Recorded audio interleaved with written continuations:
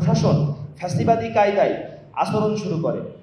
রাত 12:30টার পর থেকে তারা কোনো সুনির্দিষ্ট তথ্য প্রমাণ ছাড়াই ক্ষোভের বশবর্তী হয়ে উদ্দেশ্য প্রণোদিতভাবে জুলাই গণঅভ্যুত্থানের শীর্ষ নেতা ও সক্রিয় কর্মীদের গণগ্রেফতার শুরু করে। আপনারা জানেন, এই ষড়যন্ত্রমূলক ও বানোয়াট মামলায় বৈষম্য বিরোধী ছাত্র আন্দোলনের শীর্ষ নেতাসহ আমাদের অনেককে এতদিন কারাগারে বন্দী রাখা হয়েছিল। গত পরশু 16 মার্চ আমরা জামিনে মুক্ত হয়েছি। মূলত আমরা যেন নিরাপত্তার বিচার চাইতে না পারি এবং সিসিটিভি ফুটেজ প্রকাশের জন্য চাপ দিতে না পারি, সেই উদ্দেশ্যই আমাদের আটকে রাখা হয়েছিল। বিকাশ পেমেন্টে 10,000 টাকার বেশি অফার, শপিং চলছে তো।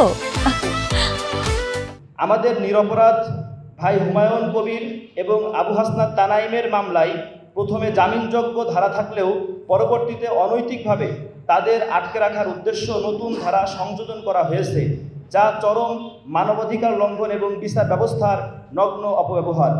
আমরা একটি হত্যার বিচার চাইছি, আর স্থানীয় প্রশাসন খুনিদের বাঁচাতে এবং জনগণের দৃষ্টি ঘোরাতে আমাদের উপর ভাঙচুরের নাটক সাজাচ্ছে।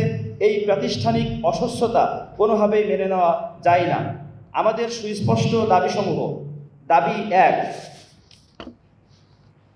নীরব হত্যা, সৃজনী ফিলিং স্টেশনে ভাঙচুর এবং বাসে অগ্নিসংযোগ, এই 3টি ঘটনার পূর্ণাঙ্গ সিসিটিভি ফুটেজ আগামী 12 ঘন্টার মধ্যে জনসম্মুখে প্রকাশ করতে হবে।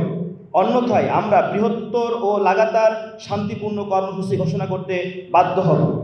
দাবি 2, হুমায়ুন কবির, আবু হাসনাত তানাইম সহ জুলাই গণঅভ্যুত্থানের যেসব যোদ্ধাকে এই বানোয়াট মামলায় গ্রেপ্তার করে হয়রানি করা হয়েছে, অবিলম্বে তাদের বিরুদ্ধে দায়ের করা সকল মিথ্যা মামলা প্রত্যাহার করে তাদের চূড়ান্ত অব্যাহতি দিতে হবে।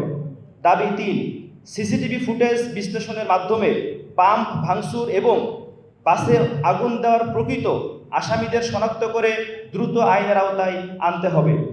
দাবি 4, স্থানীয় প্রশাসনের পক্ষপাতমূলক আচরণের কারণে আমরা বর্তমান সরকারের ঊর্ধ্বতন কর্তৃপক্ষ এবং স্বরাষ্ট্র মন্ত্রণালয়ের সরাসরি হস্তক্ষেপ কামনা করছি, যাতে কোনো প্রমাণ নষ্ট করা না হয় এবং ন্যায় বিচার নিশ্চিত করা হয়।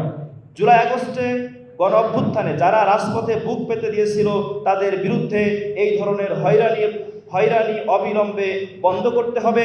সত্যের জয় হবে ইনশাআল্লাহ।